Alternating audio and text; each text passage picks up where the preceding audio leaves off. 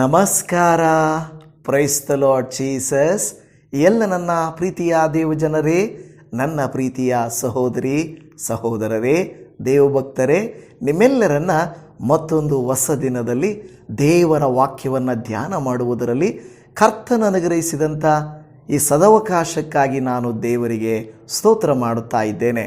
ನೀವೆಲ್ಲರೂ ವಾಕ್ಯ ಧ್ಯಾನ ಮಾಡಿ ದಿನವನ್ನು ಎದುರಿಸುವುದಕ್ಕೂ ಮತ್ತು ಜೀವಿತ ಕಾಲದಲ್ಲಿ ಬರುವಂಥ ಹೋರಾಟಗಳನ್ನು ವಾಕ್ಯದ ಸಹಾಯದಿಂದ ಎದುರಿಸುವುದು ಹೇಗೆ ಎಂದು ತಿಳುಕೊಳ್ಳಲಿಕ್ಕೆ ಬಂದಿದ್ದೀರಾ. ಕರ್ತನು ನಿಮ್ಮನ್ನು ಹೇರಳವಾಗಿ ಆಶೀರ್ವದಿಸಲಿ. ಚೆನ್ನಾಗಿದ್ದೀರಲ್ವಾ? ದೇವರ ವಾಕ್ಯ ಧ್ಯಾನಕ್ಕೆ ನಾವು ಹೋಗೋಣ. ಪ್ರಿಯ ದೇವಜನವೇ, ದೇವರು ಇಹಲೋಕದ ತಂದೆ ತಾಯಿಗಳಿಗಿಂತಲೂ ಹೆಚ್ಚಿನವನು. ಕೆಲವು ಸಾರಿ ನಮಗೆ ಅರ್ಥವಾಗದೇ ಇರುವುದೇನೆಂದರೆ, ದೇವರು ನನ್ನನ್ನು ಬಾಧಿಸುತ್ತಿದ್ದಾರೆ, ತುಂಬ ನನಗೆ ಶಿಕ್ಷೆಯನ್ನು ಕೊಡುತ್ತಿದ್ದಾರೆ, ತುಂಬ ಕ್ರಮಶಿಕ್ಷಣವನ್ನು ಕೊಡುತ್ತಾ ಇದ್ದಾರೆ, ಸಹಿಸಲಿಕ್ಕಾಗ್ತಾ ಇಲ್ಲ, ನನ್ನ ಪರಿಸ್ಥಿತಿ ದೇವರಿಗೆ ಅರ್ಥವಾಗುತ್ತಿಲ್ಲವಾ ಎಂದು ನೀವು ನಾನು ಕೂಡ ಪ್ರಶ್ನೆಗಳನ್ನು ಕೇಳುತ್ತೇವೆ. ಎಲ್ಲ ನಂಬಿಕೆಗಳಲ್ಲಿ ನಾವು ನೋಡಿ ಎಲ್ಲರನ್ನೂ ಪ್ರಾರ್ಥನೆ ಮಾಡಿ ತಿಳ್ಕೊಂಡಿದ್ದೇವೆ. ಅಲ್ಲಿ ಎಲ್ಲಿಯೂ ನಮ್ಮೊಟ್ಟಿಗೆ ದೇವರು ಮಾತನಾಡಲಿಲ್ಲ. ಇಲ್ಲಿ ದೇವರು ನನ್ನ ಪರಿಸ್ಥಿತಿಗೆ ಮಾತನಾಡುತ್ತಾರೆಂದು ನಾವು ಬರುತ್ತೇವೆ. ಕೆಲವು ಸಂದರ್ಭಗಳಲ್ಲಿ ದೇವರ ಸ್ವರವು ನಮಗೆ ಕೇಳಿಸುವುದಿಲ್ಲ, ಬದಲಾಗಿ ನಮಗೆ ಅದು ಭಾರವೆನಿಸುತ್ತದೆ. ನಮಗೆ ತುಂಬ ಭಾರ ಅನಿಸುತ್ತದೆ. ಈ ನಂಬಿಕೆಯಲ್ಲಿ ನಾನು ಮುಂದಕ್ಕೆ ಹೋಗಲಿಕ್ಕೆ ಸಾಧ್ಯ ಇಲ್ಲ ಅನಿಸುತ್ತದೆ. ಆದರೆ ದೇವರು ಇವತ್ತು ನಿಮಗೆ ಕೊಡುವಂಥ ವಾಕ್ಯವನ್ನು ಸ್ವಲ್ಪ ಗಮನಿಸಿರಿ. ದೇವರ ವಾಕ್ಯ ಹೇಳುತ್ತದೆ, ನೀವು ಕೇಳಿದ್ದೆಲ್ಲ ಕೊಡುವನು ಎಂಬುದಾಗಿ. ಹೌದು, ನಿನ್ನ ಇಷ್ಟಾರ್ಥವನ್ನೆಲ್ಲ ನೆರವೇರಿಸುವನು ಎಂಬುದಾಗಿ. ನಿನಗೆ ಇಷ್ಟವಾದದ್ದನ್ನು ಅನುಗ್ರಹಿಸುವನು. ಹಾಲೆಲೂಯಾ. ಹಾಗಾದರೆ ಈ ವಾಕ್ಯಗಳನ್ನು ಶ್ರದ್ಧೆಯಿಂದ ಕೇಳೋಣ ಬನ್ನಿ. ಈ ದಿನದ ಮುಖ್ಯವಾದಂಥ ದೇವರ ವಾಕ್ಯವು ಎಜ್ರನ ಗ್ರಂಥ 7ನೇ ಅಧ್ಯಾಯ 6ನೇ ವಚನ. ಎಜ್ರನು ಇಸ್ರಾಯೇಲ್ ದೇವರಾದ ಯೆಹೋವನಿಂದ ದೊರಕಿದ ಮೋಶೆಯ ಧರ್ಮೋಪದೇಶದಲ್ಲಿ ಪಾರಂಗತನಾದ ಶಾಸ್ತ್ರಿಯಾಗಿದ್ದನು. ಅವನ ದೇವರಾದ ಯೆಹೋವನ ಹಸ್ತಪಾಲನೆಯಿಂದ ಅರಸನು ಅವನಿಗೆ ಇಷ್ಟವಾದದ್ದನ್ನೆಲ್ಲ ಅನುಗ್ರಹಿಸಿದನು. ಹಾಲೆಲೂಯಾ. ಇಲ್ಲಿ ಕೊನೆಯ ವಚನವನ್ನು ಮತ್ತೊಂದು ಸಾರಿ ನೀವು ಗಮನಿಸಿರಿ. ಯೆಹೋವನ ಹಸ್ತಪಾಲನೆಯಿಂದ ಅರಸನು ಅವನಿಗೆ ಇಷ್ಟವಾದದ್ದನ್ನೆಲ್ಲ ಅನುಗ್ರಹಿಸಿದನು. ಇಲ್ಲಿ 3 ಕಾರ್ಯಗಳನ್ನು ನೀವು ನೋಡುತ್ತೀರಿ. 1, ಯೆಹೋವನ ಹಸ್ತಪಾಲನೆ. 2, ಅರಸನು ಅವನಿಗೆ. 3, ಇಷ್ಟವಾದದ್ದನ್ನೆಲ್ಲ ಕೊಟ್ಟನು. ಇವತ್ತು ವಾಕ್ಯ ಕೇಳಿಸಿಕೊಳ್ಳುವಾಗ ನಿಮಗೂ ನನಗೂ ಇಷ್ಟವಾಗಿರುವಂಥ ಕೆಲವು ಕಾರ್ಯಗಳು ಇರುತ್ತವೆ. ಈ ವಾಕ್ಯ ಕೇಳುತ್ತಿರುವಾಗಲೇ, ದೇವರೇ, ನನಗೆ ಈ ಕಾರ್ಯ ಇಷ್ಟ ಅಪ್ಪ, ನನಗಿದು ಬೇಕು, ಇದು ನಡೆಯಬೇಕು, ಇದು ಆಗಬೇಕು. ನಿಮ್ಮ ಜೀವಿತದಲ್ಲಾಗಿರಬಹುದು, ನಿಮ್ಮ ಮಕ್ಕಳ ಜೀವಿತದಲ್ಲಾಗಿರಬಹುದು, ಮನೆಯವರ ಜೀವಿತದಲ್ಲಾಗಿರಬಹುದು, ಕೆಲಸದ ವಿಷಯದಲ್ಲಾಗಿರಬಹುದು, ಅದು ಬಿಸ್ನೆಸ್ನ ವಿಷಯದಲ್ಲಾಗಿರಬಹುದು. ನೀವು ಅಂದುಕೊಳ್ಳುತ್ತೀರಾ, ದೇವರೇ, ನನಗೊಂದು ಇಷ್ಟ ಇದೆಯಪ್ಪ, ನನಗೊಂದು ಆಸೆ ಇದೆಯಪ್ಪ, ಅದು ನೆರವೇರಬೇಕು ಅಂತ ಹೇಳಿ. ನೋಡಿ, ದೇವರು ನೇರವಾಗಿ ನಮಗೆ ಕೊಡುವುದಿಲ್ಲ. ದೇವರು ನಮಗೆ ಮನುಷ್ಯರ ಮೂಲಕವಾಗಿ ಕೊಡುತ್ತಾನೆ. ಪ್ರೀತಿ ಎನ್ನುವುದು, ದೇವರ ಪ್ರೀತಿ ಅರ್ಥವಾಗಬೇಕಾದರೆ ಮನುಷ್ಯರ ಪ್ರೀತಿ ಅರ್ಥವಾಗಬೇಕು. ದೇವರ ಸಹಾಯ ನಮಗೆ ಅರ್ಥ ಆಗಬೇಕಾದರೆ ಮನುಷ್ಯರ ಸಹಾಯ ನಮಗೆ ಅರ್ಥ ಆಗಬೇಕು. ಹೌದಲ್ವಾ? ಹಾಗೆ ದೇವರು ಮನುಷ್ಯರ ಮೂಲಕವಾಗಿ ನಮಗೆ ಒದಗಿಸಿಕೊಡುವಂಥವರು ಆಗಿದ್ದಾರೆ. ನೋಡಿ, ಬೈಬಲನ್ನು ನೀವೇ ಓದಬಹುದು, ಓದಬೇಕು ಕೂಡ. ಆದರೆ ಹೆಚ್ಚಿನ ವಿವರಣೆಯನ್ನು ನಾವು ನಿಮಗೆ ಕೊಡುತ್ತೇವೆ. ಕಾರಣವೇನು? ಗುರುಗಳು ವಿಶ್ವಾಸಿಗಳಿಗೆ, ಶಿಷ್ಯರುಗಳಿಗೆ ತಿಳಿಯದ ಗೂಢಾರ್ಥಗಳನ್ನು ಬೋಧಿಸುವಂಥದ್ದು. ಆ ಬೋಧಿಸುವಾಗ ನಿಮಗೆ ನಂಬಿಕೆ ಹುಟ್ಟುತ್ತದೆ ಮತ್ತು ವಾಕ್ಯದ ರಹಸ್ಯಗಳು ನಿಮಗೆ ಅರ್ಥವಾಗುತ್ತವೆ. ಅಂದರೆ ದೇವರು ನೇರವಾಗಿ ಕೆಲವು ಸಾರಿ ಮಾಡುವ ಕೃತ್ಯಗಳು ಮತ್ತು ದೇವರು ಮನುಷ್ಯರ ಮೂಲಕವಾಗಿ ಮಾಡುವಂಥ ಕೃತ್ಯಗಳನ್ನು ನಾವು ಗಮನಿಸುವಂಥವರಾಗಿದ್ದೇವೆ. ಈ ವಾಕ್ಯವನ್ನು ಗಮನಿಸಿರಿ, ದಯಮಾಡಿ ಗಮನಿಸಿರಿ. ಇಲ್ಲಿ ದೇವರ ವಾಕ್ಯ ಹೇಳುತ್ತದೆ ಯೆಹೋವನ ಹಸ್ತಪಾಲನೆ ಅಂತ ಹೇಳುತ್ತದೆ. ಆದರೆ ಈ ವಾಕ್ಯವನ್ನು ನೀವು ಇಂಗ್ಲೀಷಲ್ಲಿ ಏನಾದರೂ ಓದುವುದಾದರೆ according to the hand of the lord ಅಂತ ಹೇಳುತ್ತದೆ. According to the hand of the lord ಅಂದರೆ ದೇವರ ಹಸ್ತದ ಮೇರೆಗೆ, ಇಲ್ಲವೇ ದೇವರ ಕೈ ಕೆಲಸದ ಮೇರೆಗೆ, ದೇವರ ಕೆಲಸದ ನಡೆಸುವುದರ ಮೇಲೆಗೆ ಅಂತ ಹೇಳುತ್ತದೆ. ಅಂದರೆ ಸುಲಭವಾಗಿ ನಮಗೆ ಅರ್ಥ ಆಗುವಂಥದ್ದು the hand of the lord ಅಂದರೆ ದೇವರ ಕರವು. ಹಲ್ಲೆಲೂಯ. ನನ್ನ ಪ್ರಿಯ ದೇವಜನವೇ, ನೋಡಿ, ಮನುಷ್ಯರ ಕರ ತುಂಬ ಒಳ್ಳೆಯದು ರೀ. ಹೊಟ್ಟೆ ಹಸಿದಾಗ ಈ ವಯಸ್ಸಾದವರು, ತಾಯಂದಿರುಗಳು, ಅದು ಯಾವುದೇ ಮಗುವಾಗಿರಲಿ, ಅವರು ಯಾವುದೇ ವ್ಯಕ್ತಿಯಾಗಿರಲಿ, ಕೆಲವು ಮನೆಗಳಿಗೆ ಹೋಗ್ರಿ, ಅವರು ಊಟ ಮಾಡಿದ್ರಾ, ಊಟ ಮಾಡ್ತೀರಾ, ಇದು ತಿನ್ನಿರಿ, ಇದು ಕುಡೀರಿ ಅಂತ ಕೊಡ್ತಾ ಇರ್ತಾರೆ. ವಯಸ್ಸಾದವರಿಗೆ ಇಲ್ಲವೇ ಹಿರಿಯರಿಗೆ ಗೊತ್ತು ದಣಿದು ಬಂದವರ ದಾಹ, ಹೊಟ್ಟೆ ಹಸಿದವರ ಹಸಿವು, ಕಷ್ಟ ಏನು ಅಂತ ಗೊತ್ತಿರುತ್ತದೆ. ನಾನು ಕೆಲವು ಸಹೋದರಿಯನ್ನು, ತಾಯಂದಿರನ್ನು, ಹಿರಿಯರನ್ನು ನೋಡುತ್ತೇನೆ. ನನಗೆ ಹುಷಾರಿಲ್ಲದೆ ಇರುವಾಗ ನಮಗೆ ಅಗತ್ಯ ಏನಿದೆಯೋ ಅಂತ ಗೊತ್ತಿಲ್ಲ. ದೇವರು ಕೆಲವರ ಹೃದಯಗಳಲ್ಲಿ ಮಾತನಾಡ್ತಾರೆ. ನಮಗೆ ತಿಳಿಯದ ಹಾಗೆ ನಮ್ಮ ಅಗತ್ಯಗಳನ್ನು ಅರಿತು ನಮಗೇನು ಮಾಡ್ತಾರೆ, ಕೈಯನ್ನು ಚಾಚುತ್ತಾರೆ. ನಾನು ಎಷ್ಟೋ ಜನರನ್ನು ನೋಡಿದ್ದೇನೆ, ನಮಗನಿಸುತ್ತೆ ಇವರೆಷ್ಟು ಒಳ್ಳೆಯವರಲ್ವಾ. ದಾಹಗೊಂಡಾಗ ನೀರು ಕೊಡ್ತಾರೆ, ಊಟ ಕೊಡ್ತಾರೆ. ಕೆಲವು ಸಾರಿ ತನ್ನ ಮಕ್ಕಳಂತೆ, ತನ್ನ ಮೊಮ್ಮಕ್ಕಳಂತೆ ನಮ್ಮನ್ನು ಪ್ರೀತಿಸುತ್ತಾರಲ್ವಾ. ಆವಾಗ ನನಗನಿಸುತ್ತೆ, ದೇವರೇ, ನೀನೇ ಇವರ ಮೂಲಕವಾಗಿ ನನ್ನನ್ನು ಪ್ರೀತಿಸಿದ್ದೀಯಪ್ಪ. ನಿಜ ತಾನೇ ಅದು.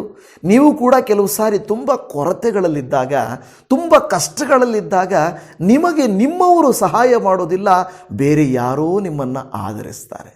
ನೋಡಿ, ನಮ್ಮವರು ನಮ್ಮೊಟ್ಟಿಗೆ ಪ್ರೀತಿಯಿಂದ ಮಾತಾಡೋದಿಲ್ಲ, ಯಾರೋ ಬೇರೆಯವರು ನಮ್ಮನ್ನು ಪ್ರೀತಿಯಿಂದ ಮಾತಾಡ್ತಾರೆ. ಅದರ ಅರ್ಥ ದೇವರು ನಿಮ್ಮನ್ನು ಪ್ರೀತಿಸಿ ಬೇರೆಯವರ ಮೂಲಕವಾಗಿ, ಕೆಲವು ಸಾರಿ ನಿಮ್ಮ ಪಾಸ್ಟರ್ಗಳ ಮೂಲಕವಾಗಿ ಮಾತಾಡದೇ ಇರಬಹುದು, ಸಭೆಯ ಮೂಲಕವಾಗಿ ಮಾತಾಡದೇ ಇರಬಹುದು, ಆದರೆ ಬೇರೆ ಸೇವಕರುಗಳ ಮೂಲಕ, ಸಭೆಯ ಮೂಲಕ ದೇವರು ಮಾತನಾಡ್ತಾರೆ. ನನ್ನ ಸಭೆಯವರಿಗೂ ಕೂಡ ಅಷ್ಟೇ. ನಾನೇ ಮಾತಾಡಬೇಕಂತೇನಿಲ್ಲ, ಬೇರೆ ಯಾವುದಾದ್ರೂ ಸಂದೇಶಗಳನ್ನು ಅವರು ಕೇಳುವಾಗ ದೇವರು ಮಾತನಾಡುತ್ತಾರೆ. ಅದರರ್ಥ ದೇವರು ವಿಧ ವಿಧವಾಗಿ ನಮ್ಮೊಟ್ಟಿಗೆ ಮಾತನಾಡುತ್ತಾರೆ. ನೀವು ಗಮನಿಸ್ರಿ, ನೀವು ನಾನು ಅಂದುಕೊಳ್ತಾ ಇರ್ಬೋದು, ಇದೇನಪ್ಪ ದೇವರ ಹಸ್ತಪಾಲನೆ, ದೇವರ ಹಸ್ತ ನಡೆಸುವ ಹಸ್ತವನ್ನು ಚೆನ್ನಾಗಿ ಗಮನಿಸಿದರೆ ಮಾತ್ರನೇ if hand of God is upon you, ದೇವರ ಹಸ್ತ ನಿಮ್ಮ ಮೇಲೆ ಇದ್ದರೆ ನೀವು ಹೇಗಂದರೆ ಹಾಗೆ ನಡ್ಕೊಳ್ಳೋದಿಲ್ಲ, ಹೇಗಂದರೆ ಹಾಗೆ ಜೀವಿಸೋದಿಲ್ಲ, ಏನಂದರೆ ಅದನ್ನು ದೇವರ ಹತ್ರ ನೀವು ಕೇಳೋದಿಲ್ಲ. ಅರ್ಥ ಆಗ್ತಾ ಇದೆಯಾ? ಓ, ದೇವರು ನನಗೆ ಇಷ್ಟಾರ್ಥವನ್ನೆಲ್ಲ ನೆರವೇರಿಸುತ್ತಾನೆ, ನನಗೆ ಬೇಕಾದದ್ದನ್ನೆಲ್ಲ ಕೊಡುತ್ತಾನೆ ಅಂತ ಕ್ರೈಸ್ತರು ಬೇಕಾಬಿಟ್ಟಿಯಾಗಿ ಕೇಳಕ್ಕೆ ಹೋಗಲ್ಲ. ನೀವು ಕೇಳ್ತೀರಾ? ನನಗನಿಸಿದಾಗೆ ಯಾರು ಇವತ್ತು ವಾಕ್ಯವನ್ನು ಕೇಳುತ್ತಿರುವ ನೀವು ಯಾರು ಆ ರೀತಿ ಕೇಳೋದಿಲ್ಲ. ನನಗೆ ದೇವರು ಉತ್ತರಿಸ್ತಾನ ಅಂಥೇಳಿ ಬೇಡದೇ ಇರೋದನ್ನೆಲ್ಲ ನಾವು ಕೇಳಲ್ಲ, ಅಗತ್ಯವಾಗಿರುವುದನ್ನು ದೇವರ ಹತ್ರ ಕೇಳ್ತೇವೆ. ದೇವರು ನಿನ್ನ ಅಗತ್ಯಗಳನ್ನು ಪೂರೈಸುವನು. ಯೆಹೋವ ಈರೆಯಾದ ದೇವರು ಒದಗಿಸುವಾತನು ಒದಗಿಸುವನು. ಯೆಹೋವ ರಾಫನಾಗಿರುವ ದೇವರು ನಿನ್ನನ್ನು ಗುಣಪಡಿಸುವನು. ಎಲ್ ಶಡಾಯ್ ದೇವರಾಗಿರುವ ದೇವರು ಸರ್ವಶಕ್ತನಾಗಿ ನಿನಗೆ ಶಕ್ತನಾಗಿ ಕಾರ್ಯ ಮಾಡುವನು. ಯೆಹೋವ ಶಲೋಮ್ ಆಗಿ ಸಮಾಧಾನವನ್ನು ಕೊಡುವನು. ಹಾಲಲು ಹೀಗೆ ಹೇಳುತ್ತಾ ಹೋದರೆ ದೇವರು ನನ್ನ ಸಂಗಡ ಇದ್ದಾನೆ. The hand of the lord, ದೇವರ ಹಸ್ತ. ಕೆಲವು ಸಾರಿ ಏನಾಗ್ಬಿಡುತ್ತೆ ಗೊತ್ತಾ, ಇಲ್ಲಿ ಗಮನಿಸಿರಿ, ದೇವರ ಹಸ್ತವು ನಮಗೆ ಭಾರ ಅನಿಸುತ್ತದೆ. ದೇವರು ಜವಾಬ್ದಾರಿಯಿಂದ ನಮ್ಮ ಮೇಲೆ ತನ್ನ ಹಸ್ತವನ್ನು ಇಟ್ಟಿರುತ್ತಾನೆ. ಕೆಲವು ಸಾರಿ ಗಮನಿಸಿರಿ, ತಂದೆ ತಾಯಿಗಳು ಮಕ್ಕಳ ಕೈಯನ್ನು ಹಿಡ್ಕೊಂಡಿರುವಾಗ ಮಕ್ಕಳಿಗೆ ಸ್ವಲ್ಪ ಇರಿಟೇಷನ್ ಆಗುತ್ತದೆ. ಇವರು ನನ್ನನ್ನು ಹಿಡ್ಕೊಂಡು ನನ್ನನ್ನು ಬಾಧೆ ಮಾಡ್ತಾ ಇದ್ದಾರೆ. ಯಾಕೆಂದರೆ ಅವರ ಕೈ ಒರಟಾಗಿರಬಹುದು, ಅವರ ಕೈ ಬಲವಾಗಿ ಹಿಡಿದಿರಬಹುದು. ಮಕ್ಕಳು ಅಂದ್ಕೊಳ್ತಾರೆ, ನನ್ನನ್ನು ಹಿಡ್ಕೊಂಡಿದ್ದಾರೆ ಇವರು, ನನ್ನನ್ನು ಬಿಡ್ತಾ ಇಲ್ಲ ಓಡಲಿಕ್ಕೆ, ನನ್ನನ್ನು ಬಿಡ್ತಾ ಇಲ್ಲ ಇಷ್ಟ ಪ್ರಕಾರವಾಗಿ ಸ್ವತಂತ್ರವಾಗಿ ಬಿಡ್ತಾ ಇಲ್ಲ ಅಂತ ಅಂದುಕೊಳ್ಳುತ್ತಾರೆ. ಕೆಲವು ಸಾರಿ ತಂದೆಯು ಮಕ್ಕಳ ಭುಜದ ಮೇಲೆ ಕೈ ಹಾಕಿದಾಗ ಭಾರ ಅನಿಸಬಹುದು, ಆದರೆ ಅದು ಪ್ರೀತಿ, ಅದು ಜವಾಬ್ದಾರಿ, ಅದು ಅಕ್ಕರೆ ಮತ್ತು ಅವರ ಮೇಲಿರುವಂಥ ಏನು ಆರೈಕೆಯ ಗುರುತು ಅದು. ಆದರೆ ಮಕ್ಕಳೇನು ಅಂದ್ಕೊಳ್ತಾವೆ ಗೊತ್ತಾ? ಅಯ್ಯೋ, ನಮ್ಮ ಮಕ್ಕಳು, ನಮ್ಮಮ್ಮ ನಮ್ಮಪ್ಪ ನನ್ನನ್ನು ಬಿಡ್ತಾ ಇಲ್ಲ ನೋಡು ಅಂದ್ಕೊಳ್ತಾರೆ. ದೇವರ ಹಸ್ತವು ಕೂಡ ಅದೇ ರೀತಿಯಲ್ಲಿ ನಿಮಗೆ ಭಾರವೆನಿಸಬಹುದು. ಅದಕ್ಕೆ ಕೀರ್ತನೆಗಾರನು ಒಂದು ವಾಕ್ಯದಲ್ಲಿ, ಕೀರ್ತನೆಗಳ ಗ್ರಂಥ 32ನೇ ಕೀರ್ತನೆ 4ನೇ ವಚನದಲ್ಲಿ, ಹಗಲಿರುಳು ನಿನ್ನ ಶಿಕ್ಷಾ ಹಸ್ತವು ನನ್ನ ಮೇಲೆ ಭಾರವಾಗಿತ್ತು. ಶಿಕ್ಷಾ ಹಸ್ತ ಅಂದರೆ ಇಲ್ಲಿ ಏನಂದ್ಕೊಂಡಿದ್ದಾರೆ? ದ ಡಿಸಿಪ್ಲೈನ್ಡ್ ಹ್ಯಾಂಡ್, ಅಂದರೆ ನಮ್ಮನ್ನು ಕ್ರಮಶಿಕ್ಷಣ ಪಡಿಸುವಂಥ ಹಸ್ತ ನಮಗೆ ಭಾರ ಅನಿಸುತ್ತದೆ. ಯಾವ ತಂದೆ ತಾಯಿಗಳು ತನ್ನ ಮಕ್ಕಳನ್ನು ಬಾಧೆಪಡಿಸ್ಬೇಕಂತ ಏನಾದರೂ ಯೋಚನೆ ಮಾಡ್ತಾರಾ? ಯೋಚನೆ ಮಾಡಲು ಯಾವುದೋ ಒಂದು ಉದ್ದೇಶಕ್ಕಾಗಿ ಅವರಿಗೆ ಕಲಿಸುವುದಕ್ಕೋ, ಅವರನ್ನು ಸುರಕ್ಷಿತವಾಗಿ ಇಡಲಿಕ್ಕೋ, ಅವರಿಗೆ ಮುಂದಕ್ಕೆ ನಡೆಸಲಿಕ್ಕೋ ಆ ರೀತಿ ಮಾಡ್ತಾರೆ ಹೊರತು ಬೇರೇನೂ ಇಲ್ಲ. ನಿಮ್ಮ ಮೇಲೆ ಆತನ ಹಸ್ತ ಇದೆ ಅಂದರೆ ಭಾರ, ಶಿಕ್ಷೆ ಅಂತ ಅಂದುಕೊಳ್ಳಬೇಡ್ರಿ. ನೀವು ಗಮನಿಸಿರಿ, ಯೆಹೋವನ ಹಸ್ತ ಪಾಲನೆಯಿಂದ ಅರಸನು ಏನು ಮಾಡ್ತಾನೆ? ಅವನಿಗೆ ಇಷ್ಟವಾದದ್ದನ್ನೆಲ್ಲ ಅನುಗ್ರಹಿಸಿದನು. ಈ ವಾಕ್ಯವನ್ನು ಎಜ್ರ 7:6 ನೋಡುತ್ತಾ ಇದೆ. ಯೆಹೋವನಿಂದ ದೊರಕಿದ ಮೋಶೆಯ ಧರ್ಮೋಪದೇಶದಲ್ಲಿ ಪಾರಂಗತನಾದ ಶಾಸ್ತ್ರಿಯಾಗಿದ್ದನು. ನೋಡಿ, ಈ ಅರಸನು ಅವನಿಗೆ ಇಷ್ಟವಾದದ್ದನ್ನೆಲ್ಲ ಕೊಡಬೇಕಾದರೆ ಮೊದಲನೆಯ ಕಾರ್ಯ ಯೆಹೋವನ ಹಸ್ತವು ಅವನ ಮೇಲಿತ್ತು. ನಾನು ನಿಮ್ಮನ್ನು ಕೇಳ್ತಾನೆ, is the hand of God, hand of the Lord is upon you? ನಿಮ್ಮ ಮೇಲೆ ದೇವರ ಕರ ಇದೆಯಾ? ದೇವರ ಕರ ಗೊತ್ತಾ? ಹಾಲೆಲೂಯ. ಅದು ಮನುಷ್ಯರ ಕರ ಅಲ್ಲ. ನಾನು ಒಂದು ಉದಾಹರಣೆ ಹೇಳಿದ್ನಲ್ವಾ, ಮನುಷ್ಯರು ಕೆಲವರು ಹಿರಿಯರು, ವಯಸ್ಸಾದವರು ನೀರು ಕೊಡೋದು, ಊಟ ಕೊಡೋದು, ತಿಂಡಿ ಕೊಡೋದು ಮಾಡ್ತಾರೆ ಮನೆಗಳಿಗೆ ಹೋದರೆ. ಅದರರ್ಥ ಎಂಥ ಕೈಗುಣ ಅಪ್ಪ, ಎಷ್ಟು ಈ ವಯಸ್ಸಲ್ಲಿದ್ದಾಗ ಎಷ್ಟು ಇವರು ದಾನ ಮಾಡಿರ್ಬೋದು, ಎಷ್ಟು ಪೋಷಣೆ ಮಾಡಿರಬೇಕು. ಆದರೆ ಇವರ ಕೈ, ಅವರ ಕೈ, ಹಿರಿಯರ ಕೈ, ಕೆಲವರ ಕೈ ಧಾರಾಳ ಕೈಯಾಗಿರುತ್ತದೆ, ಧಾರಾಳ ಕೈಯಾಗಿರುತ್ತದೆ. ಕೆಲವರ ಕೈ ಬಹಳ ಏನಂತ ಹೇಳ್ತಾರೆ, ಕಂಜೂಸ್, ಬಹಳ ಕಂಜೂಸ್. ಕೊಡ್ಲಾ ಬೇಡವಾ, ಅವ್ರ ಲೈಫ್ ಲಾಂಗ್ ಕೊಡ್ಲಾ ಬೇಡವಾ ಅಂತಿರ್ತಾರೆ. ಕೆಲವರ ಕರ ಧಾರಾಳವಾಗಿರುತ್ತದೆ. ನಿಮ್ಮ ಕೈ ಧಾರಾಳನ, ಇಲ್ಲ ಮೋಟುಗಯ್ಯ, ಇಲ್ಲ ಕಂಜೂಸ್, ಬಹಳ ಕಂಜ ಪಿಶನಾರಿ ಅಂತಾರಲ್ಲ ತಮಿಳಲ್ಲಿ, ಆ ರೀತಿಯಾಗಿ ಬಹಳ ಏನು ಹೇಳ್ತಾರೆ ಕನ್ನಡದಲ್ಲಿ ಗೊತ್ತಾಗ್ತಾ ಇಲ್ಲ, ಬಹಳ ಕಂಜೂಸ್. ನನ್ನ ಪ್ರಿಯ ದೇವಜನವೇ, ಮನುಷ್ಯರ ಕೈಯೇ ಇಷ್ಟು ಧಾರಾಳವಾಗಿದೆ ಅಂತ ನಿಮಗೆ ಅನಿಸಿದರೆ ದೇವರ ಕೈ ಧಾರಾಳವಾಗಿಲ್ಲವಾ? ದೇವರ ಹಸ್ತ ನಿಮಗೆ ಭಾರ ಅನ್ನಿಸ್ತಾ ಇದೆಯಾ? ದೇವರ ಕ್ರಮಶಿಕ್ಷಣದ ಹಸ್ತ ನಿಮಗೆ ಬೇಡ ಅನ್ನಿಸ್ತಾ ಇದೆಯಾ?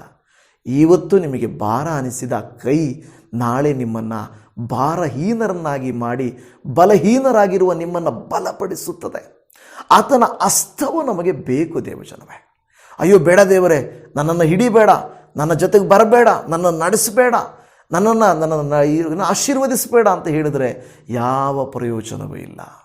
ದೇವರ ಹಸ್ತವು ನಮ್ಮ ಮೇಲಿರಬೇಕು. ನೋಡಿ, ಇವನು ಅರಸನ ಮೂಲಕವಾಗಿ ತನಗಿಷ್ಟಾರ್ಥವಾದದ್ದೆಲ್ಲ ದೊರಕಬೇಕಾದರೆ ಒಂದು, ಯೆಹೋವನ ಹಸ್ತವು ಅವನ ಮೇಲಿತ್ತು.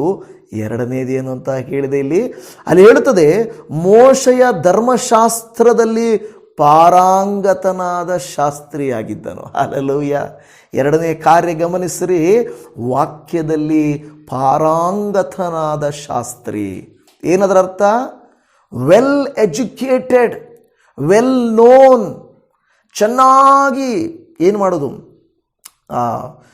ಹುಡುಕಿ ಅದನ್ನು ಅರ್ಥ ತಿಳ್ಕೊಳ್ಳೋದು. ದೇವ ಮಕ್ಕಳೇ, ನೀವು ನಾನು ಆಶೀರ್ವಾದ ಹೊಂದಬೇಕಾದ್ರೆ, ನಮ್ಮ ಇಷ್ಟಾರ್ಥ ನೆರವೇರಬೇಕಾದ್ರೆ ಏನು ಮಾಡ್ತೀವಿ ಗೊತ್ತಾ? ಎಲ್ಲಿ ಜಾಬ್ಗೆ ಹೋಗಿ ನನ್ನ ಆಸೆಯನ್ನು ಪೂರೈಸಿಕೊಳ್ಳಲಿ, ಎಲ್ಲಿ ಹಣ ಸಂಪಾದನೆ ಮಾಡಿ ನನ್ನ ಆಸೆಯನ್ನು ಪೂರೈಸಿಕೊಳ್ಳಲಿ, ಯಾರನ್ನ ಮೆಚ್ಚಿಸಿ ನಾನು ಹಣವನ್ನು ಹೊಂದಿಕೊಳ್ಳಲಿ, ಇಲ್ಲ ಇಷ್ಟವನ್ನು ಪೂರೈಸಿಕೊಳ್ಳಲಿ ಅಂತೀವಿ. ನೀವು ನಾನು ದೇವರ ಹಸ್ತದ ಕೆಳಗೆ ಇರಬೇಕು. ಎರಡನೇದು, ನಾವು ದೇವರ ವಾಕ್ಯದಲ್ಲಿ ಪಾರಂಗತರಾದ ಶಾಸ್ತ್ರಿಗಳಾಗಿರಬೇಕು. ಅಂದರೆ ಶಾಸ್ತ್ರಿಗಳಂದರೆ ಏನು ಗೊತ್ತಾ? ಅದನ್ನು ವಾಕ್ಯವನ್ನು ಚೆನ್ನಾಗಿ ಅರಿತವರಾಗಿರಬೇಕು. ನನ್ನ ಪ್ರೀತಿಯ ದೇವಜನವೇ, ನಾನು ನಿಮ್ಮನ್ನು ಕೇಳಿಕೊಳ್ಳುವುದೇನೆಂದರೆ, ನಾವು ಯಾವಾಗಲೂ ಒಂದು ಮೀಟಿಂಗ್ಗೆ ಕರೀತೀವಿ, ಬನ್ನಿ ಅಂತ ಹೇಳ್ತೇವೆ. ಆದರೆ ನಾವು ಮುಂಚೆನೇ ಹೇಳಿದರೂ ಕೂಡ ಅಯ್ಯೋ ದೂರ, ಅಯ್ಯೋ ಹಣ ಖರ್ಚು, ಅಯ್ಯೋ ನನಗೆ ಕೆಲಸ ಇದೆ, ಅಯ್ಯೋ ಇಲ್ಲವೇ ನಮಗೆ ಪ್ರೇಯರ್ ಇಲ್ವಾ, ಅಯ್ಯೋ ಇಲ್ಲ ಅವರು ಆನ್ಲೈನಲ್ಲಿ ಕೊಡ್ತಾರೆ ಬಿಡಿ. ಹಾಗಾದರೆ ನೋಡಿ, ಒಂದು ಮೀಟಿಂಗ್ ನಡೆಸಬೇಕಾದ್ರೆ ಅದಕ್ಕೆ ಎಷ್ಟು ಸಿದ್ಧತೆ ಮಾಡಬೇಕು, ಅದಕ್ಕೆ ಎಷ್ಟು ಖರ್ಚಿರುತ್ತೆ. ಆದರೂ ನಾವು ಒಂದು ದಿನ ವಾಕ್ಯಗಳಿಂದ ಅವರನ್ನು ಬಲಪಡಿಸಬೇಕೆಂದು ತಾನೇ ಆಶಿಸ್ತೇವೆ.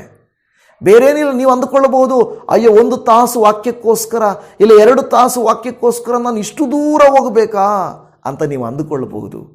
ದೇವಜನವೇ, ಒಂದು ವಾಕ್ಯ ಸಾಕು ನಿಮ್ಮ ಜೀವಿತವನ್ನು ಬದಲಾಯಿಸಲಿಕ್ಕೆ. ಅದು ಎಲ್ಲಿ ಬದಲಾವಣೆ ಬರುತ್ತದೆ, ಅದು ಯಾವ ಮೀಟಿಂಗಲ್ಲಿ ಬರುತ್ತದೆ, ಎಷ್ಟು ದೂರ ಹೋದರೆ ಬರುತ್ತದೆ, ಯಾವ ಸೇವಕರಿಂದ ಬರುತ್ತದೆ ನಮಗೆ ಗೊತ್ತಿಲ್ಲ. ಆಗಾಗ ನಾವು ಮೀಟಿಂಗ್ಗಳನ್ನು ಸುಲಭ ಅಲ್ಲ ದೇವ ಮಕ್ಕಳೇ. ಮೀಟಿಂಗ್ ಅರೇಂಜ್ ಮಾಡೋದು, ಜನರನ್ನು ಸೇರಿಸುವುದು ಸುಲಭ ಅಲ್ಲ. ಸೈತಾನನ್ನು ಬಿಡುವುದಿಲ್ಲ.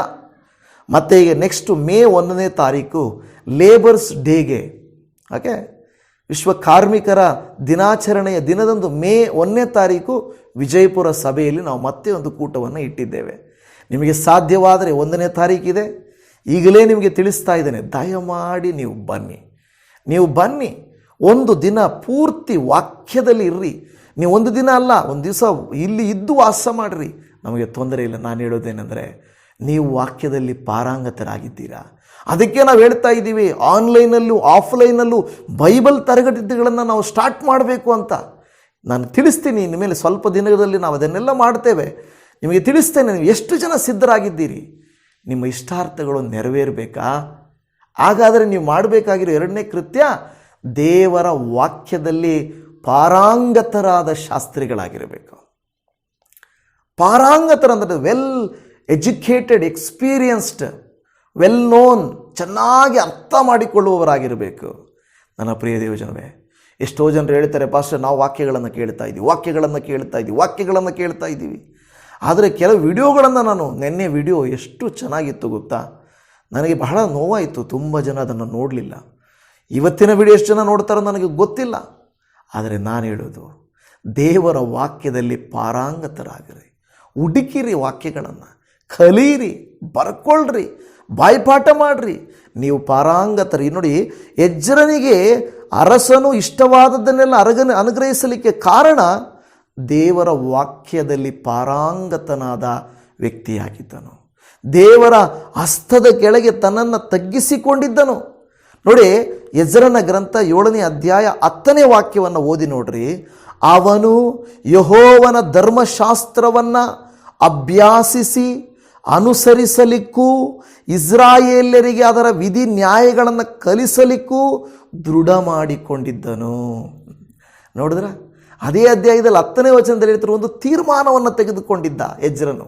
ಅದಕ್ಕೆ ಅವನ ಇಷ್ಟಾರ್ಥವನ್ನೆಲ್ಲ ದೇವರು ಅರಸನ ಮೂಲಕವಾಗಿ ನೆರವೇರಿಸಿದನು. ನಿಮ್ಮ ಆಸೆಯನ್ನು ಆತನು ನೆರವೇರಿಸುತ್ತಾನೆ. ಆದರೆ ನಾವು ಮಾಡಬೇಕಾದ ಕೃತ್ಯಗಳನ್ನು ನಾವು ಮಾಡಬೇಕಲ್ವ? ನೋಡಿ, ಇಲ್ಲಿ ಹೇಳುತ್ತಾ ಇದೆ, ಎಜ್ರನು ಧರ್ಮಶಾಸ್ತ್ರವನ್ನು ಅಭ್ಯಾಸ ಮಾಡೋದು. ಅಭ್ಯಾಸ ಅನ್ನೋದಕ್ಕೆ ಒಂದು ಅರ್ಥ ಇದೆ ಪ್ರಿಯ ದೇವಜನವೇ. ಅಭ್ಯಾಸ ಅನ್ನೋದು ಬರೀ ಓದೋದಲ್ಲ, ಬರೀ ಧ್ಯಾನ ಮಾಡೋದಲ್ಲ. ಆ ವಾಕ್ಯವನ್ನು ಮತ್ತೆ ಮತ್ತೆ ಮತ್ತೆ ಮತ್ತೆ ನಾವೇನು ಮಾಡಬೇಕು? ಧ್ಯಾನ ಮಾಡಬೇಕು. ಹಲ್ಲೆಲೂಯಾ, ಕರ್ತನ ನಾಮಕ್ಕೆ ಸ್ತೋತ್ರ ಉಂಟಾಗಲಿ. ಆ ವಾಕ್ಯವನ್ನು ಮತ್ತೆ ಮತ್ತೆ ಮತ್ತೆ ಮತ್ತೆ ನಾವೇನು ಮಾಡಬೇಕು? ಧ್ಯಾನ ಮಾಡುವವರಾಗಿರಬೇಕು. ಅಭ್ಯಾಸ ಅಂದರೆ ಕೇಳಿದ ವಾಕ್ಯವನ್ನು ಕಾರ್ಯರೂಪಕ್ಕೆ ತರುವುದೇ ಅಭ್ಯಾಸ. ಶಾಲೆಗಳಲ್ಲಿ ಮಕ್ಕಳಿಗೆ ಏನು ಮಾಡ್ತಾರೆ ನೋಡಿ, ಇದನ್ನು ಕಲಿಸಿದ್ದೀನಿ, ಇದನ್ನು ನೀವು ಹೋಗಿ ಮನೆಯಲ್ಲಿ ಹೋಮ್ವರ್ಕ್ ಮಾಡ್ಕೊಂಡು ಬನ್ನಿ. ಅದರ ಅರ್ಥ ಅಭ್ಯಾಸ ಮಾಡ್ಕೊಂಡು ಬನ್ನಿ.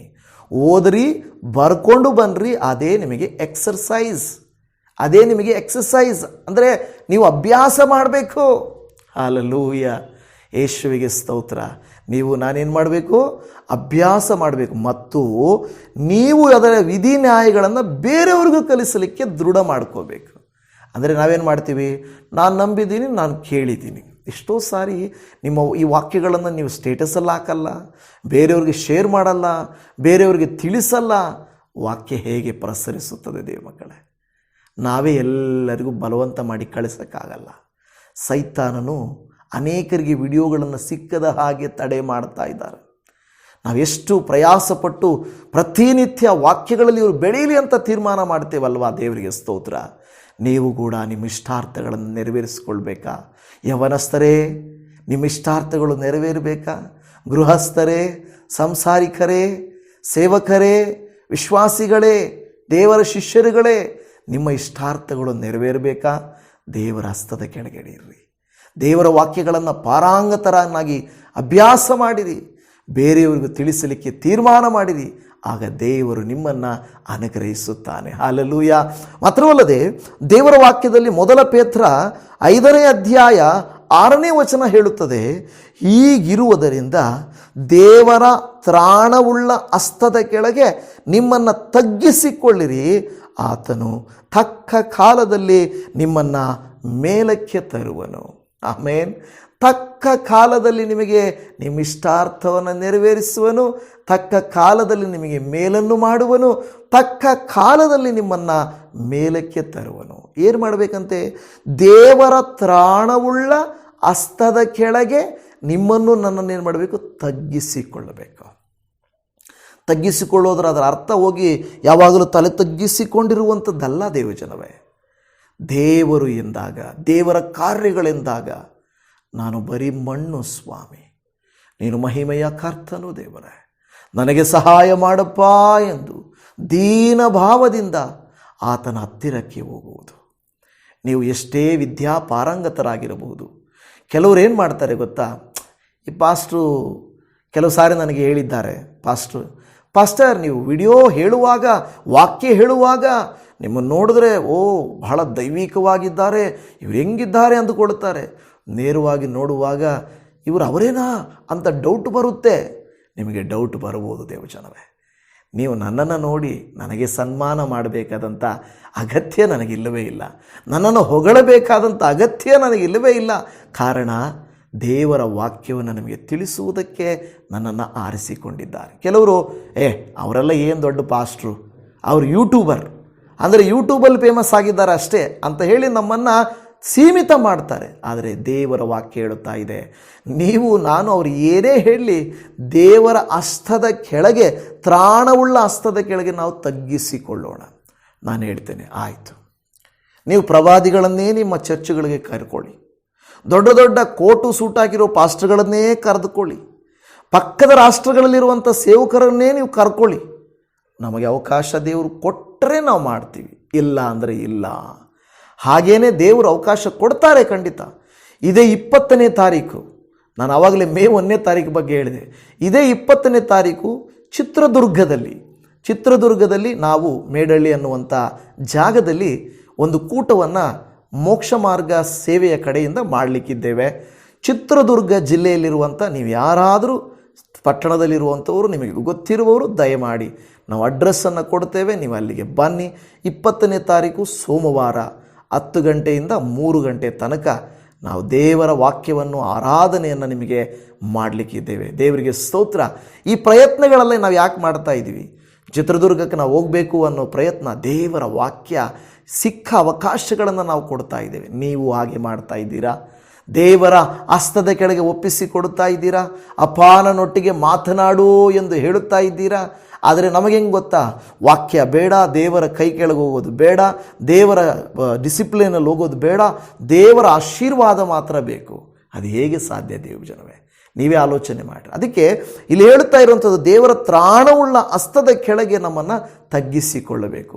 ನಂತರ ಅಪೊಸ್ತಲರ ಕೃತ್ಯಗಳು 11ನೇ ಅಧ್ಯಾಯ 21ನೇ ವಾಕ್ಯದಲ್ಲಿ, ಕರ್ತನ ಹಸ್ತವು ಅವರಿಗೆ ಸಹಾಯವಾದದ್ದರಿಂದ ಬಹುಜನರು ನಂಬಿ ಕರ್ತನ ಕಡೆಗೆ ತಿರುಗಿಕೊಂಡರು. ಕರ್ತನ ಹಸ್ತವು ಅವರಿಗೆ ಸಹಾಯವಾದದ್ದರಿಂದ. ಈ ಸೇವೆ ಇಷ್ಟು ಮಾತ್ರ ನೆರವೇರಬೇಕಾದರೆ ದೇವರ ಹಸ್ತವೇ ಹೊರತು ನಮ್ಮ ಜ್ಞಾನ ಅಲ್ಲ. ಈ ಸೇವೆ ಇನ್ನು ಮುಂದುವರಿಬೇಕು ಅಂತ ನೀವು ಆಶಿಸ್ತಾ ಇದ್ದೀರಾ, ಪ್ರಾರ್ಥನೆ ಮಾಡ್ತಾ ಇದ್ದೀರಾ? ಇಲ್ಲವೇ ಈ ಪಾಸ್ಟ್ರಿಗೂ ನಮಗೂ ಸಂಬಂಧ ಇಲ್ಲ ಅಂದುಕೊಳ್ತಾ ಇದ್ದೀರಾ? ನೀವು ನಾನು ಆತನನ್ನು ಸೇವಿಸುವವರು, ಆತನನ್ನು ಘನಪಡಿಸೋಣ, ಆತನ ನಾಮವನ್ನು ಉನ್ನತಿ ಮಾಡೋಣ. ದೇವ ಸೇವಕರಿಗೆ ಸಪೋರ್ಟಾಗಿ ನಿಂತುಕೊಳ್ಳ್ರಿ. ನಾವು ಮಾಡೋ ಸೇವೆಗಳಿಗಾಗಿ ಪ್ರಾರ್ಥಿಸಿರಿ. ಒಂದಾತ್ಮ ದೇವರ ಕಡೆಗೆ ಬರಲಿ ಅಂತ ಬೇಡಿಕೊಳ್ಳ್ರಿ. ಉಜ್ಜೀವನ ಎಷ್ಟೋ ಸಭೆಗಳು ಸುಮ್ಮನೆ ಇದ್ದಾವೆ. ನಾವಾದರೂ ಸಿಕ್ಕುವ ಪ್ರತಿ ಅವಕಾಶವನ್ನು ನಾವು ದೇವರಿಗಾಗಿ ಮೀಸಲಿಡಲಿಕ್ಕೆ ನೋಡ್ತಾ ಇದ್ದೀವಿ. ಹಾಲೆಲೂಯ, ಕರ್ತನ ನಾಮಕ್ಕೆ ಸ್ತೋತ್ರ ಉಂಟಾಗಲಿ. ಈ ವಾಕ್ಯ ಹೇಳುತ್ತಾ ಇದೆ, ಕರ್ತನ ಹಸ್ತವು ಅವರಿಗೆ ಸಹಾಯವಾಗಿದ್ದರಿಂದ ನಿಮಗೂ ಕೂಡ ದೇವರ ಹಸ್ತವು ಸಹಾಯವಾಗುತ್ತದೆ. ಒಂದು ವಾಕ್ಯ ಇದೆ, ಯೆಶಾಯನ ಪ್ರವಾದನೆಯ ಗ್ರಂಥ 59ನೇ ಅಧ್ಯಾಯ 1ನೇ ವಾಕ್ಯದಲ್ಲಿ, ಇಗೋ ಯೆಹೋವನ ಹಸ್ತವು ರಕ್ಷಿಸಲಾರದಂತೆ ಮೋಟುಗೈಯಲ್ಲ, ಆತನ ಕಿವಿಯು ಕೇಳಲಾರದ ಹಾಗೆ ಕಿವುಡಲ್ಲ. ಆತನ ಹಸ್ತ ರಕ್ಷಿಸಲಾರದಂಥ ಮೋಟುಗೈಯಲ್ಲ. ನಿಮಗೆ ಗೊತ್ತಲ್ವ, ಆತನ ಹಸ್ತವು ಬಹುಬಲವುಳ್ಳದ್ದು, ಆತನ ಹಸ್ತವು ಬಹು ಮೃದುವಾದದ್ದು, ಆತನ ಹಸ್ತವು ಬಹು ಪ್ರೀತಿಯುಳ್ಳದ್ದು, ಆತನ ಹಸ್ತವು ಬಹು ಕ್ಷಮಿಸುವಂಥದ್ದು. ನಿಮ್ಮನ್ನು ನನ್ನನ್ನು ಹೆತ್ತ ತಾಯಿಯ ಕರಕ್ಕಿಂತಲೂ ನಿನ್ನನ್ನು ಪ್ರೀತಿಸುವವರ ಕರಕ್ಕಿಂತಲೂ ಆತನ ಕರವು ಎಷ್ಟೋ ಎಷ್ಟೋ ಎಷ್ಟೋ ಶ್ರೇಷ್ಠವಾಗಿದೆ ದೇವಜನವೇ. ಆದ್ದರಿಂದ ನೀವು ನಾನು ನಮ್ಮನ್ನು ಆತನ ಕರದ ಕೆಳಕ್ಕೆ ಒಪ್ಪಿಸಿಕೊಡೋಣ, ವಾಕ್ಯ ಧ್ಯಾನಿಸೋಣ, ಪ್ರಾರ್ಥಿಸೋಣ, ಆತನನ್ನೇ ಅಭ್ಯಾಸಿಸೋಣ. ಆಗ ನಿಮ್ಮ ಇಷ್ಟಾರ್ಥಗಳನ್ನು ಆತನು ನೆರವೇರಿಸಿಕೊಡುತ್ತಾನೆ. ಹಾಲೆಲೂಯ. ಇನ್ನೂ ಅನೇಕ ಕಾರ್ಯಗಳಿದ್ದಾವೆ, ಆದರೆ ನಾನು ನಿಮಗೆ ಹೇಳೋದೇನೆಂದರೆ, ದೇವರ ವಾಕ್ಯದಲ್ಲಿ ಭರವಸೆ ಇಡ್ರಿ, ಪ್ರಾರ್ಥಿಸಿರಿ, ದೇವರಿಗೆ ಮೊದಲ ಸ್ಥಾನ ಕೊಡಿರಿ. ಆತನ ಕೈ ನಿಮಗೆ, ಆತನ ಹಸ್ತವು ರಕ್ಷಿಸಲಾರದಂತೆ ಮೋಟುಗೈಯಲ್ಲ. ಆತನ ಹಸ್ತವು ನಿಮ್ಮನ್ನು ಕಾಪಾಡುತ್ತದೆ, ಕಾಯುತ್ತದೆ, ನಡೆಸುತ್ತದೆ, ಬಲಪಡಿಸುತ್ತದೆ, ಬಿಡಿಸುತ್ತದೆ, ಒದಗಿಸುತ್ತದೆ, ಆದರಿಸುತ್ತದೆ, ಸಂತೈಸುತ್ತದೆ, ಕರುಣಿಸುತ್ತದೆ, ಕನಿಕರ ತೋರಿಸುತ್ತದೆ, ದಾರಿ ತೋರಿಸುತ್ತದೆ, ನಿಮ್ಮ ಮೇಲೆ ಬರುವ ಎಲ್ಲ ಕಾರ್ಯಗಳನ್ನು ತಡೆಯುತ್ತದೆ, ನಿಮ್ಮ ಮೇಲೆ ತನ್ನ ಸುವರ್ಗಳನ್ನು ಸುರಿಸುವಂತೆ ಮಾಡುತ್ತದೆ. ಆತನ ಕೈ ಬಲವಾದ ಕೈ, ಆತನ ಕೈ ಕೈ ಬಿಡದ ಕೈ, ಆತನ ಕೈ ನಿತ್ಯವಾದ ಕೈ, ಆತನ ಕೈ, ಆತನ ಹಸ್ತದ ನಿಮ್ಮನ್ನು ಬಿಡಲಾರದ ಹಸ್ತವು ಮೋಟುಗೈಯಲ್ಲ. ಪ್ರಿಯ ದೇವಜನವೇ, ಕಂಜೂಸಾಗಿರುವಂಥದ್ದಲ್ಲ. ಬಹಳ ಕೆಲವರು ಕಂಜೂಸಾಗಿರ್ತಲ್ಲ, ಆತನ ಕೈ ಆ ರೀತಿ ಅಲ್ಲ. ಆತನ ಕೈ ನಿಮ್ಮನ್ನು ತುಂಬಿ ಹೊರಸೂಸುವಂತೆ ಮಾಡುತ್ತದೆ. ಕರ್ತನು ತಾನೇ ನಿಮ್ಮನ್ನು ಅನುಗ್ರಹಿಸಲಿ. ಪ್ರಾರ್ಥನೆ ಮಾಡಿಕೊಳ್ಳೋಣ. ಹಾಲೆಲೂಯ. ಅಪ್ಪ ದೇವರೇ, ಈ ದಿನದ ಈ ವಾಕ್ಯಕ್ಕಾಗಿ ಸ್ತೋತ್ರ. ಎಜ್ರನ ಕುರಿತಾಗಿ ಆಮೆನ್, ಹಾಲೆಲೂಯ, ಒಂದೇ ವಾಕ್ಯದಲ್ಲಿ ನಾವು ನೋಡಿದೆವಪ್ಪ ದೇವರೇ, ಅವನ ಇಷ್ಟಾರ್ಥವನ್ನೆಲ್ಲ, ಹೌದು ಸ್ವಾಮಿ ದೇವರೇ, ಅವನಿಗೆ ಏನು ಬೇಕೋ ಅಪ್ಪ ಕರ್ತನೆ ದೇವರೇ, ಅವನಿಗೆ ಇಷ್ಟವಾದದ್ದನ್ನೆಲ್ಲ ಹಾಲೆಲೂಯ ಅನುಗ್ರಹಿಸಿದನು.